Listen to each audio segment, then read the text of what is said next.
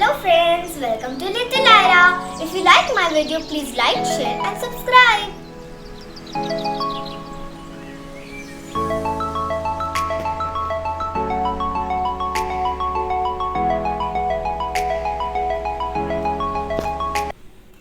Hello everyone, I am Ira Khan of Grade 3 Nightingale. It is a matter of great pride and honor for me, the time taking part in the competition Trash to Treasure. For this innovative competition, I have created a water dispenser.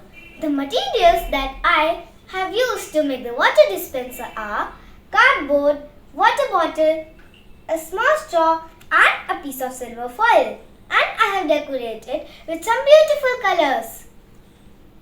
Water dispenser is useful in easy supply of drinking water without using electricity. The dispenser works with the help of air.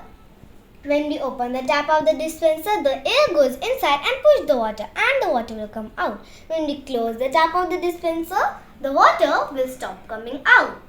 My creation just wants to share a powerful message that is, when you refuse to reuse, it's our earth you abuse, and with that I conclude. Thank you.